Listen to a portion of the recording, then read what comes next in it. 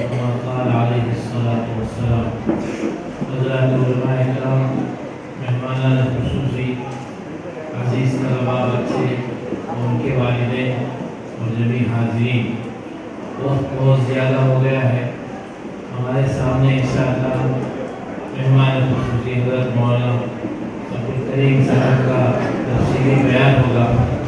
میں نے کہا تھا کہ انہیں سے کر لیں، لیکن مجھے کچھ کہنے کے لیے کہا گیا ہے، تو بہت مختصر وقت میں چند باتیں میں بتا کر کے اپنی بات کو ختم کر لیتا ہوں. عزیز بچے اور معزز حاضرین، ہماری زندگی کی کامیابی اسلام پر چلنے میں ہے اور رسول اللہ صلی اللہ علیہ وسلم کے بتائے ہوئے طریقے پر چلنے میں ہے. آج ہم سب چیز کو خاص کرتے ہیں اور محدود کرتے ہیں. مثال کے طور پر کمانے اور ملازمت کرنے کو ایک الگ حصہ بنا لیے ہیں، اور اسکول میں پڑھنے کو ایک الگ کام بنا لیے ہیں، اور مدرسے میں پڑھنے کو ایک تھوڑا کام بنا لیے ہیں. جب کمانے جاتے ہیں تو صرف ہمارے ذہنوں میں ایک ہی خیال ہوتا ہے کہ ہم کس طرح سے کمائیں، ہم کیسے پیسے حاصل کریں، یہی ذہن میں ہوتا ہے. اور اسی طریقے سے اسکول میں جو بچے جاتے ہیں ان کے ذہنوں میں صرف یہی ہوتا ہے کہ میں کیسے پڑھوں اور کیسے کامیاب ہوں، اور پڑھنے کے بعد کس طرح سے میں اپنی زندگی گزاروں. اور مدرسے میں آتے ہیں تو صرف اتنا خیال ہوتا ہے کہ اب جو مجھے سبق سنانا ہے وہ سبق سنا کر کے ختم کر دوں اور پھر گھر پہنچ جاؤں. اس سے آگے کا فائدہ ہم کو کیا ہے، ہم کو کہیں خیال نہیں آتا. حالانکہ مومن کی زندگی ایسی نہیں ہونی چاہیے. مومن کا ہر وقت، مومن کا ہر لمحہ وہ ہمیشہ کے لیے اس میں جو عمل کرے گا ہمیشہ کے لیے ہونا چاہیے. مثال کے طور پر ہم تجارت کے لیے بیٹھیں گے تو ہمارا خیال ہوگا کہ میں تجارت کروں گا تو رسول اللہ صلی اللہ علیہ وسلم کے طریقے پر تجارت کروں گا، اور اس سے جو کچھ میری کمائی ہوگی اس میں اپنا گھر چلاؤں گا، اپنی زندگی گزاروں گا، اور جن کو اگر کسی کی ضرورت ہو تو ان کی مدد کروں گا. اس طرح کا خیال ہو، اور خیال کر کے اگر ہم تجارت کریں گے اور کچھ کمانے کی کوشش کریں گے تو یہ ہمارا کمانا اور ہماری تجارت کرنا یہ اللہ کے لیے ہوگا، اس میں دین بھی شامل ہوگا. اور نہ صرف ہم تھوڑی دیر کے لیے جس طرح سے کوئی کام کر لیتے ہیں، استنجا ہو جاتے ہیں، یہ سمجھتے ہیں کہ استنجا سے فارغ ہو کر کے آ گئے، میری ذمہ داری ختم ہو گئی ہے اور مجھے راحت مل گئی ہے. اسی طرح کے چھوٹے چھوٹے خیالات ہمارے ہو گئے ہیں. حالانکہ مومن کا خیال ایسا نہیں ہونا چاہیے. مومن جو بھی کام کرے اس میں اس بات کا خیال کرے کہ یہ کیسے شریعت کے مطابق میں اس کو کر سکتا ہوں، تجارت کیسے میں اللہ کے لیے کر سکتا ہوں. کہیں ملازمت اگر کرتا ہے، نوکری کرتا ہے، تو اس وقت یہ سوچے کہ میں نوکری کروں تو اللہ کے لیے کس طرح سے کروں. یہ خیال ہمارے دلوں میں ہونا چاہیے. مدرسے میں آ کر کے صرف اتنا خیال کہ میں یہاں کچھ سبق پڑھا اور کچھ سنا دیا، ایسا نہیں ہے، بلکہ یہاں ہم جو سنت سیکھیں گے، جو سبق سیکھیں گے وہ پوری زندگی میں ہم لائیں گے.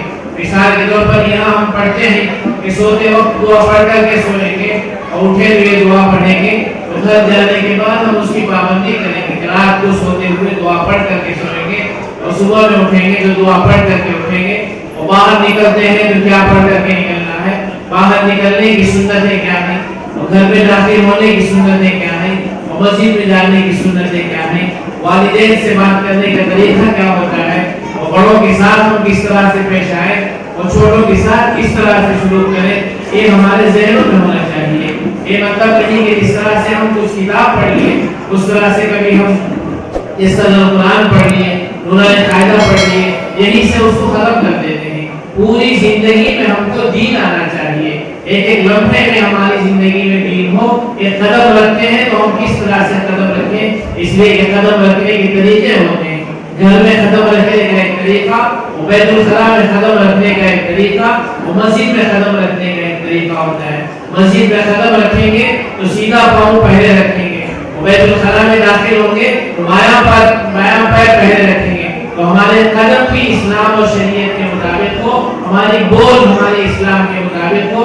حدیث میں آتا ہے کہ پہلے سلام کریں گے پھر بات چیت شروع کریں گے. آج ہم کتنے ایسے ہیں کہ فون آتا ہے تو سلام کیے بغیر اپنی بات شروع کر لیتے ہیں. یہ سنت کے خلاف ہے. ہم یہ سمجھتے ہیں کہ دوست سے بات کر رہے ہیں، خدا سے بات کر رہے ہیں، اس میں سلام کی ضرورت نہیں ہے، پیام کی ضرورت نہیں ہے. ایسا نہیں ہے. جب بھی آپ بات کریں گے تو آپ کی بات اسلام سے شروع ہوگی اور آپ کی بات اللہ کے نام سے شروع ہوگی. آپ کس سے بھی بات کریں اور جیسے بھی بات کریں، اسی طریقے سے آپ کہیں ملازمت کے لیے جاتے ہیں تو آپ اس وقت اپنے ذہنوں میں نیت کریں کہ میری جو ذمہ داری ہے اس گزار میں میں نوکری کر رہا ہوں تو میری کیا ذمہ داری ہے. کسی فیکٹری میں آپ جاب کر رہے ہیں تو اس وقت میری کیا ذمہ داری ہے، میرے پاس میری امانت داری کیا ہے، میں جو تنخواہ لے رہا ہوں اس کو کیسے حلال کروں، میرے پاس جو کچھ پیسے آتے ہیں میں اس کو کیسے خرچ کروں. اس لیے کہ قیامت میں ہم کو ان چیزوں کا بھی جواب دینا ہے کہ جو پیسے حاصل کیے تو کس طرح سے حاصل کیے، اس کو خرچ کیے ہیں تو کس طرح سے اس کو ہم خرچ کیے ہیں. اس طرح سے ہم کو سوچ سوچ کر کے کام کرنے کی ضرورت ہے. پیارے بچوں اور اسی طریقے سے ان کے سرپرست اور معزز حاضرین، اپنی زندگی کو ہم کو شریعت کے مطابق بنانی ہے.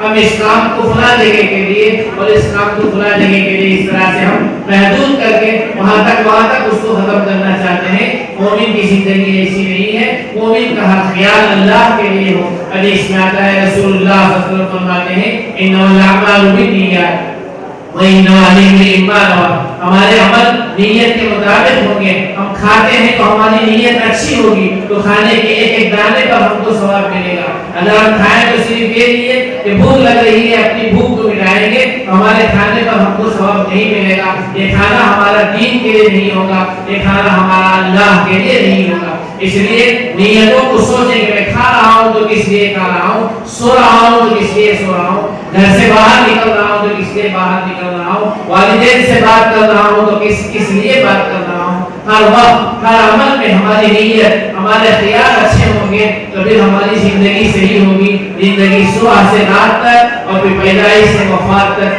ہماری زندگی صرف اور صرف اللہ کے لیے ہوگی. تو مدرسے میں داخل ہونے کو آپ یہ سمجھیں کہ صرف قرآن پڑھ لینے سے مدرسہ ختم ہو جائے گا، بلکہ اس مدرسے میں جب داخل ہوتے ہیں تو اس میں پوری زندگی کا طریقہ ہمارے اندر لانے کی ضرورت ہے کہ میں زندگی کیسے گزاروں. اسی کو تربیت کہتے ہیں. تربیت کا مطلب یہ ہے کہ ہماری ایسی پرورش ہو کہ اس پرورش کی وجہ سے ہم جو پڑھیں گے چھوٹے میں اور بڑے ہو کر کے ہم کس طرح سے زندگی گزارنے ہیں وہ سارے طریقے اس تربیت کے اندر آ جاتے ہیں. مدرسے میں 1 گھنٹہ آپ گزاریں گے تو 1 گھنٹہ صرف 1 گھنٹے کے لیے نہیں ہے، اپنی پوری زندگی کے لیے ہے. اس لیے ہم سلام کو مسجد مدرسے کے اندر تک نہ رکھیں. گلی میں جاتے ہوئے آتے ہوئے ایک دوسرے کو سلام کریں. مدرسے میں رہتے ہوئے ہم زور سے سلام کر کے داخل ہوتے ہیں اور جب باہر نکلتے ہیں تو ہمارے سامنے کسی سے ہم گزرتے ہیں تو ہم سلام نہیں کرتے. حدیث میں آتا ہے رسول اللہ صلی اللہ علیہ وسلم فرماتے ہیں افشوا السلام بینکم، اور فرمایا رسول اللہ صلی اللہ علیہ وسلم نے السلام علی من عرفت ومن لم تعرف، وہ کما قال علیہ الصلوۃ والسلام.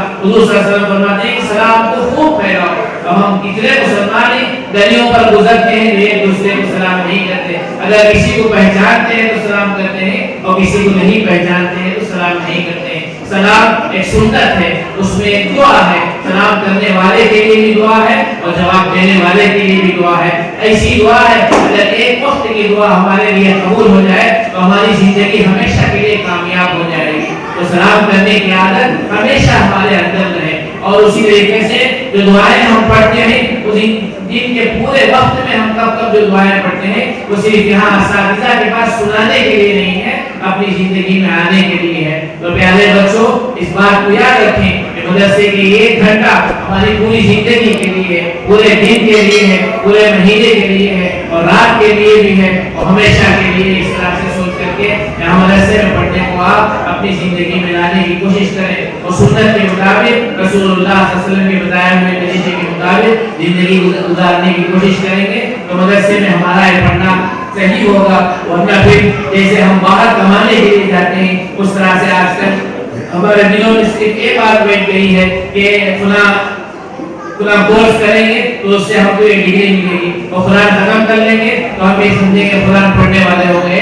اس کا مسئلہ ایسا نہیں ہے. وہ زندگی دنیا کے لیے ہے اور یہاں جو کچھ پڑھ رہے ہیں وہ آخرت کے لیے ہے، بلکہ دنیا کی بھی کامیابی کے لیے ہے. میں گزارش کروں گا اساتذہ اکرام سے جو یہاں بچوں کو پڑھاتے ہیں وہ اس بات کی طرف توجہ دلائیں کہ مدرسے میں آپ جو کچھ سیکھتے ہیں اس کو اپنی زندگی میں لانے کی کوشش کریں. اور بچوں سے میں کہوں گا کہ آپ جو کچھ سیکھتے ہیں اس پر عمل کرنے کی کوشش کریں. یہ رسم لے کے مدرسے کے اندر آئے اور پڑھ کر کے چلے گئے تو ہماری ذمہ داری ختم ہو جائے گی. ایسی بات نہیں ہے. اللہ سے دعا ہے کہ اللہ تعالیٰ ہم جو کچھ پڑھتے ہیں اس پر عمل کرنے کی ہم سب کو توفیق عطا فرمائے اور ہماری زندگی دین کے مطابق شریعت کے مطابق ہونے کی توفیق عطا فرمائے. میں شکریہ ادا کرتا ہوں ذمہ داروں کا کہ انہوں نے آج مجھے یہاں حاضری کا موقع دیا اور آپ کے سامنے کچھ عرض کرنے کے لیے کہا. اللہ تعالیٰ ان کے اولادیں کو اور ہمارے حاضر ہونے کو قبول فرمائے. انشاءاللہ آپ کے سامنے ہمارے